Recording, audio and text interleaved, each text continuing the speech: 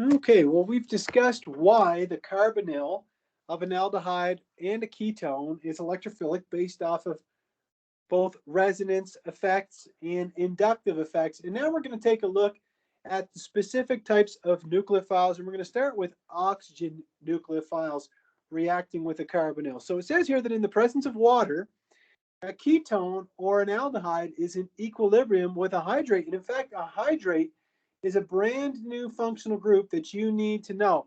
The way that I remember a hydrate is like this. It's like you've got a carbon with two R groups. It's almost like you've got two alcohols on the same carbon atom, right? It's kind of like you get an alcohol here and an alcohol here. It's not a diol though, it's called a hydrate. And you can see that you get that after you add water to your carbonyl compound, your aldehyde or a ketone. So again, we have an equilibrium between the ketone or aldehyde and its hydrate. What you find is that the equilibrium doesn't favor the formation of the hydrate unless you're dealing with the really simple aldehydes like formaldehyde or acetaldehyde. So normally, with most ketones and aldehydes, the rate of reaction for the formation of the hydrate is going to be really slow unless we catalyze it with a base or an acid. So under basic conditions, what's going to be our nucleophile that's going to react with our carbonyl? It's going to be the hydroxide. So here we have our carbonyl of our aldehyde. Right here, we know that hydroxide is a really good, strong nucleophile. It's got a negative charge, and so we can draw the curved arrow for that nucleophilic attack, and we have to draw the breaking of the pi bond here. And then we're going to have a proton transfer, right? We're going to have some water left over, or some water present in our reaction mixture, and so we get a proton transfer, and there you go. There's our hydrate. So this shows the base catalyzed hydration or formation of a hydrate from an aldehyde.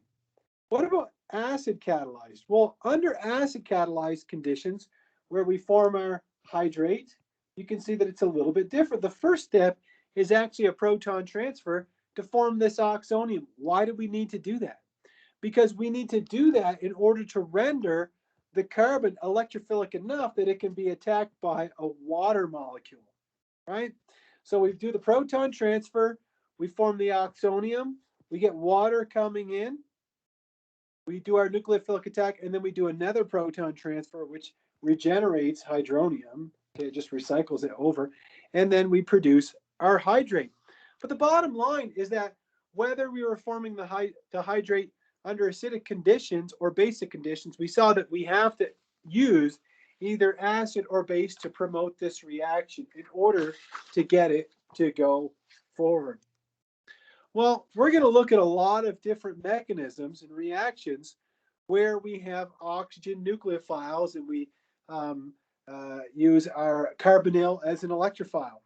And I want you to keep in mind that we're going to do reactions in acid and in base, just like we did in the last couple of slides. Now, this is something that comes out of our textbook, so I included it in our slides, but I find that it's something that I don't run into a lot of problems with my students regarding. Let me tell you what it says here.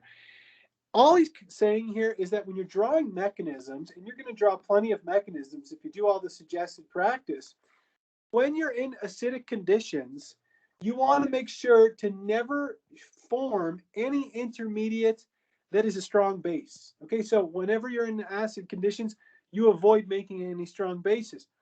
Conversely, if you're in basic conditions, you're going to avoid forming any strong acids. Now, again, I don't see this as being a major problem with my students, but the author of the textbook seems to think that it's a pretty big deal, so I included it in here, and it's, again, covered in our textbook. But let's go back to this whole idea of a reactive carbonyl and an oxygen nucleophile.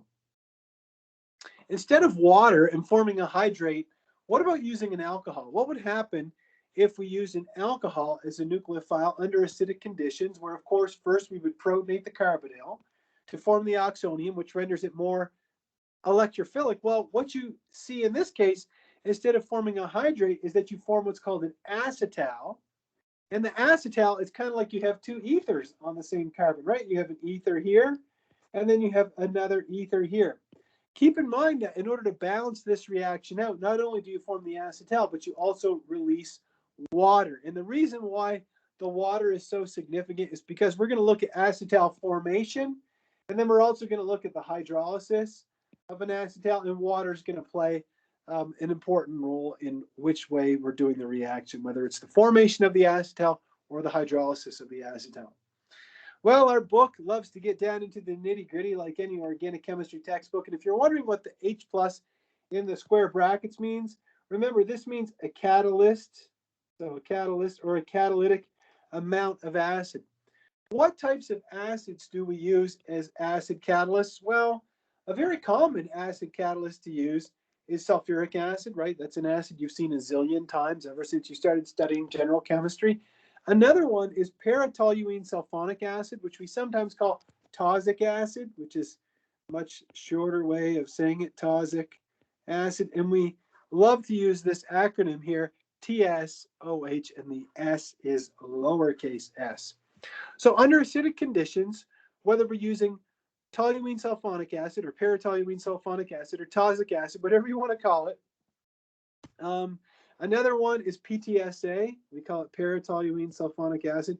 Whatever you want to call it. If you're using the sulfonic acid or sulfuric acid, you need one stoichiometric equivalent of the ketone or aldehyde and two stoichiometric equivalents of the alcohol, right? You can see that clearly here, and you form an acetal plus water. This is a really important reaction in organic chemistry. So important that even though it's got a long mechanism, you need to know the entire mechanism. Now, the way he recommends that you learn and practice this mechanism in our textbook is to kind of take it in two parts. He said there's kind of like part one of the mechanism where you form what's called a hemiacetal, and I'll get to that in a second. And he said the second part is kind of like where you go from the hemiacetal to the acetal. So part one and part two. But we're going to look at the entire thing.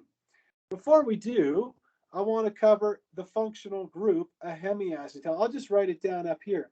You've seen what an acetal is? It's like you have an ether, two ethers rather, on the same carbon. Well, a hemiacetal, it's like you have an ether on the carbon and you also have an alcohol on the same carbon. We call it a hemiacetal. It's like halfway between an acetal and a hydrate, right? It's a little bit of an acetal, a little bit of a hydrate. Well, let's take a look at the mechanism. Remember that the carbonyl carbon is not going to be electrophilic enough to just react with an alcohol, is it? Right? We first have to do a proton transfer, but remember, we're using a catalytic amount of acid. Now that acid might be toluene sulfonic acid, right? It might be PTSA. It might be sulfuric acid, okay? Either one of those. Now you might be wondering, well, Mr. Dion, why does it say HA+? Why doesn't it say sulfuric acid, for example?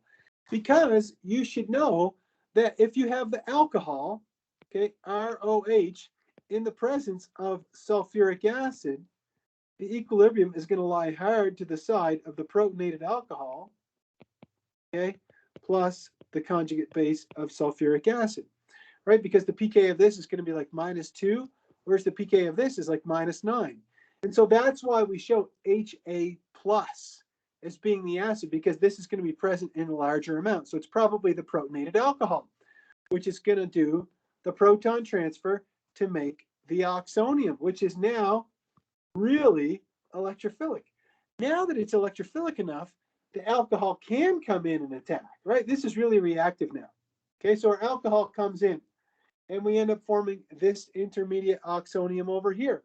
Now what's going to happen is when you protonated in the first step, you were left over with the conjugate base, which is the alcohol. So that means the alcohol is going to be able to pick up another proton, and we recycle it over and over again. But the idea is that now you have the hemiacetal after those first three steps: a proton transfer, nucleophilic attack, and another proton transfer. Well, what's going to happen next? You might think, well, I'm going to do a proton transfer to convert this alcohol into a good leaving group, and then maybe a nucleophile could come in and attack. And this is a common error I see with students. They'll say, well, then I could have another molecule of the alcohol come in and attack here, and I'd lose the leaving group. No, you can't, right? Because that would be an SN2 reaction on a sterically hindered carbon. So what you have to do is lose the leaving group first, okay, to render the carbon, or to produce a really electrophilic carbon-oxygen double bond. Then the alcohol can come in and attack as a nucleophile. We do another proton transfer, and now we have our acetal. Okay. Now, I want to point something out to you. If you're like, oh my goodness, how am I ever going to learn this? Like, how will I ever know all this? Watch what's happening to the alcohol, right? The first thing that happened is that the alcohol was exposed to the strong acid, and you made this, which is the same thing as HA plus. Okay. Well, look, you have HA plus here. It donates a proton. Then you have A. It accepts a proton. Right? It's accepting a proton right here. Then you have HA plus. Then what's it going to do? It's going to donate another proton. It's going to donate another proton to protonate here. And then we have A again, accepting another proton. And so you're not only forming the acetal, but you're reforming HA plus again. So then you can go right back here. So it's a catalytic amount of acid. Why is it a catalytic amount of acid? Because that's all we need. Because it keeps getting recycled over and over and over again. All right.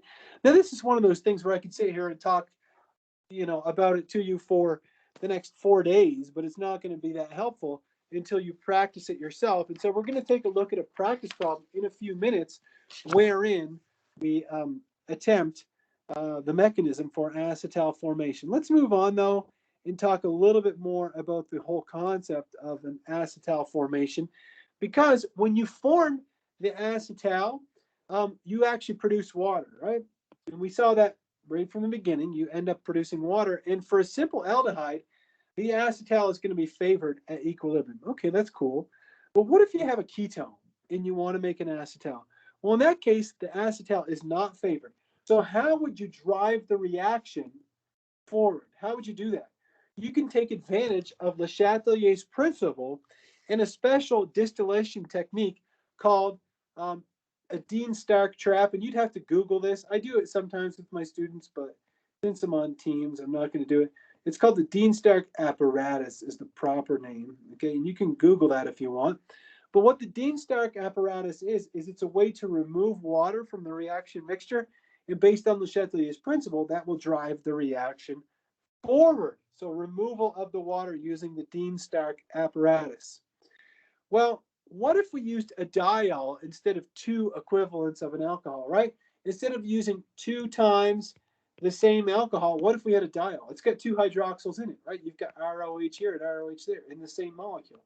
Well, we could use a diol, and then we'd end up with a cyclic acetal, right? Instead of an acetal where we have two ethers like that, then these 2 R groups are tied together, and you end up with a cyclic acetal. Well, the cyclic acetal can be really, really handy. Now, before we get into the cyclic acetal, I want to cover, does anybody remember what this small molecule is called, this diol? We talked about it in the alcohols chapter briefly, but does anybody remember what that's called?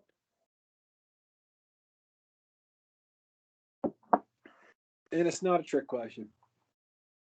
I'll give you a clue. It's always mentioned in those crime shows. They're like, the wife poisoned her husband. Anyhow, this is ethylene glycol. So ethylene glycol. It's a compound that comes up all the time in organic chemistry. So our cyclic hemiacetal.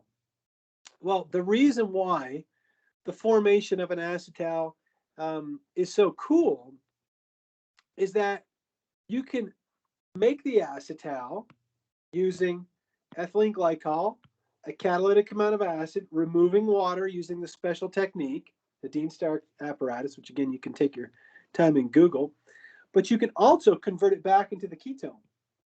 How do you do that? You take advantage of Le Chatelier's principle. Instead of removing water, you add water. So you put the acetal in water, and you just add a little bit of acid, and what you're going to see is it's going to blow the acetal apart and regenerate the ketone. Now, you might be wondering, what's the significance of all this, making the acetal and then removing the acetal? Well, you remember the concept of protecting groups from the alcohols chapter? An acetal can be used as a protecting group for a ketone or an aldehyde. When would you want to do that? Glad you asked. Let me show you an example. What if you wanted to do this synthesis, okay? To get students' attention, you usually just bring up money. If I was to say, I'll give you $100,000 if you can do this transformation. Take this compound, which has a ketone, right? And it's got an ester in it. And I want you to reduce the ester to a primary alcohol and leave the ketone intact. The problem is you can't use lithium aluminum hydride to do this, can you? Because if you used lithium aluminum hydride, it would blow apart the ketone too, wouldn't it? If you were to just take this and treat it with LAH, you'd end up with this. You don't have a lot of room, but you'd have an alcohol here and you'd have an alcohol here. That's not what you want. So how would you do that? Well, you could protect the ketone using an acetal. Let me show you. First step, you protect it as that cyclic acetal. You treat it with ethylene glycol, a catalytic amount of acid. You remove the water and you form the acetal. This is our acetal. Then you treat it with lithium aluminum hydride after, which will reduce only the ester to the primary alcohol. And then finally, you treat it with acid, right? Remember, the acid or treatment with water was the second step for the lithium aluminum hydride reduction, but this is going to be a double whammy. Not only is it the workup for reduction, okay, it will also remove the acetal. So it'll do two steps at the same time. It's going to remove acetal.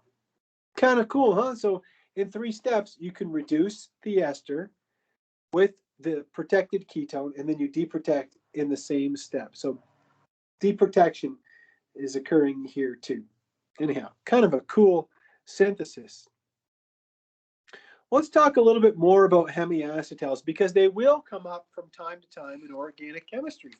They just do, especially when we look at carbohydrates later on. The hemiacetal, shown right here, it's like it's an alcohol, an ether, and an alcohol on the same carbon. Well, a hemiacetal is generally, and not always, but generally it's difficult to isolate because the equilibrium is either going to favor the formation of the ketone or the aldehyde or ketone or the acetal, depending on your conditions. However, there are plenty of cases where acetals exist, and cyclic hemiacetals can usually be isolated. Let me show you an example.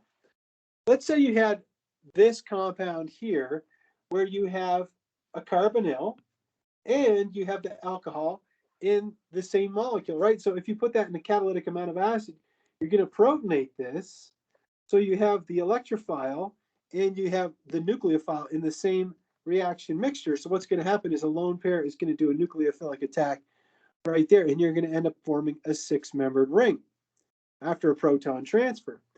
Now, this cyclic acetal, this cyclic hemiacetal is stable. The reason why it's so stable is because you have a 6-membered ring where the geometry of all the carbons is tetrahedral and the geometry of the electron geometry of the oxygen is tetrahedral, even though its molecular geometry is bent.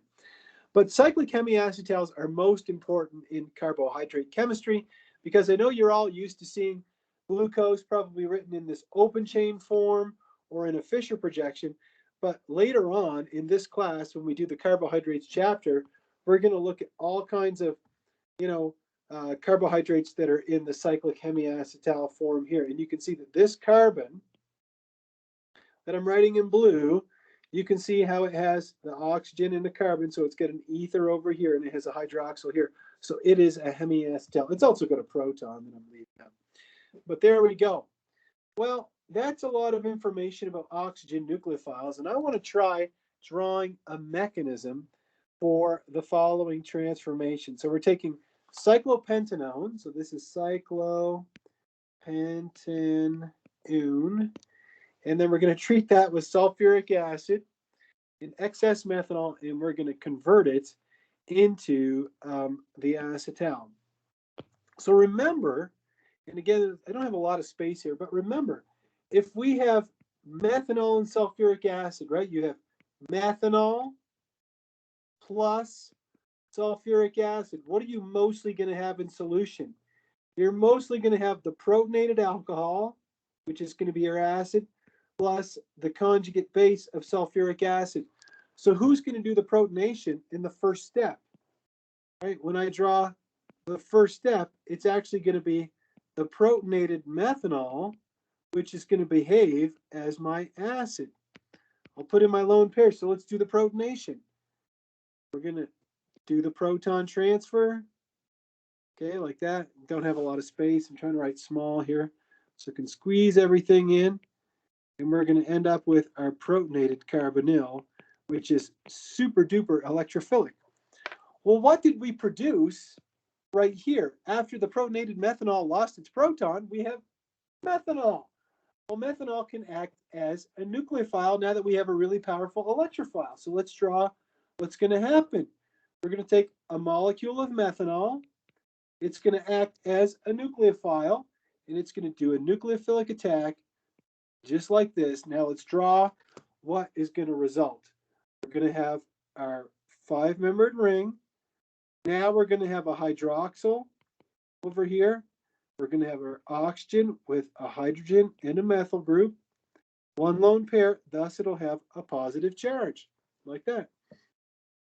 Well, what's going to happen next is I'm going to have to remove this proton because I need to lose water somehow. So I need to protonate that and lose the water molecule. So let's do the proton transfer and another proton transfer. So let's start with a molecule of methanol, which is going to accept this proton, like that. That's going to give us our hemiacetal. We've got our hydroxyl here. We have our methoxy here. Again, this is our hemiacetal. Now, what happened in this step? We formed more of the protonated alcohol, which is our acid catalyst. So we have our protonated alcohol. Write it out first since I'm running out of space. And I'll write my arrows like this. And we're going to do another proton transfer. So we're going to protonate the alcohol like this. And we're going to end up with this intermediate. Space here. We're going to have a positive charge here. And I am going to run out of space. So now we have a lone pair here and here. We're going to lose the leaving group. This, which means we're going to end up with this molecule. This. Now a second molecule of methanol is going to come in. Shoot, I'm just missing one little bit of space here. So this is your loss of water here. Shoot. Sugar. Anyhow, I'll draw the arrows going down like this just because I'm running out of space. I'm sorry, but anyhow, so then we have another molecule of methanol, which is going to come in and act as a nucleophile like this, which is going to give us this intermediate. Again, I'm really grasping here for space. I'm going to have this like that. And then to get to the final product, I'm going to do another proton transfer. So another molecule of methanol. I'll have to draw it here. It's going to pick up this proton. And that's it. That'll give you the final product. Sorry, I kind of ran out of space here. We'll take a look at this again probably, and I'll try to do it in a space where we have more room to do it. But there you go.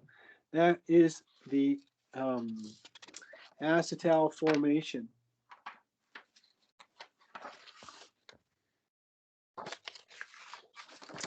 Next, it says propose an efficient synthesis for each of the following transformations. Well, here we have a terminal alkyne, right? And we want to add 2 carbons. Now, if I was to just ask you, okay, you guys, you've got a terminal alkyne like this. I want you to add, 2 carbons to the end like this. What would you say? First step, sodium amide, right, to make the conjugate base. Then you'd use ethyl iodide, right? And there'd be nothing wrong with that whatsoever. However, the reason you can't do that here is because sodium amide, NH2 minus, is a really dandy nucleophile, which could attack our carbonyl and would destroy it. So that means we've got to come up with another idea. Does anybody have an idea where I should start in 19.10a?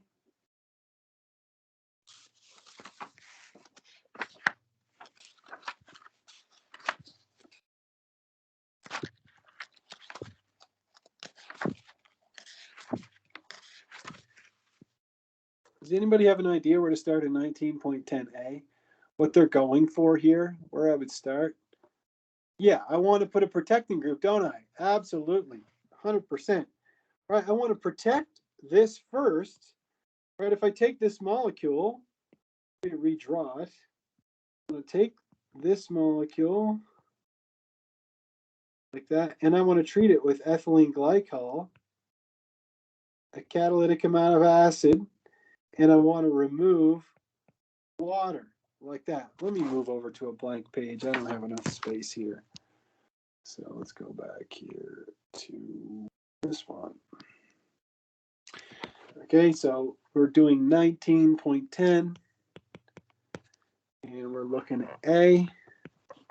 So we have this ketone, and we have our triple bond here. So in the first step, again, we're going to treat this with ethylene glycol, a catalytic amount of acid, and we're going to do it in, we're going to lose water, which is going to make this cyclic acetal, like that. Now we can add the 2 carbons on, can't we? All right, next we're going to treat this with sodium amide. Second step is to treat it with ethyl iodide, which would give us this intermediate. So we still have our cyclic acetal, triple bond, and now we have 2 carbons. And then to remove this, I'm just going to treat it with H3O plus, right, which is the same thing as saying water with a little bit of acid, right? So either way is fine. And now I'm going to recover my ketone.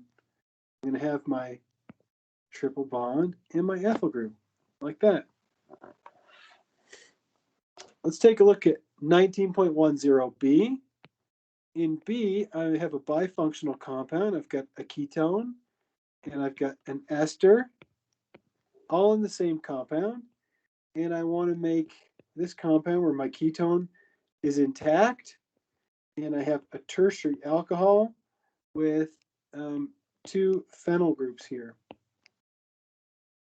Well, you can see that you're going to need to do a Grignard, because a Grignard, if you used phenyl magnesium bromide, will react twice with an ester, but the same thing stands. If we were to use phenyl magnesium bromide, it's also going to react here because it's electrophilic. Right? Again, if you were to take a ketone like this, and if you treated it with phenyl magnesium bromide, right, we could draw the Grignard like that. That's going to do a nucleophilic attack on your ketone. It's not really helping you, is it? We want to keep this ketone intact. So what are we going to do? We're going to protect the ketone. How do we do that? The only way that we have to protect the ketone is to convert it into an acetal. So let's use our conditions for acetal formation. We're going to treat it with ethylene glycol, catalytic amount of acid. We write down minus H2O. That tells the reader that we're using the proper technique to lose water. And then we're going to form our cyclic acetal. Draw the ester. We have our cyclic acetal, like that. Now I can do my Grignard reaction.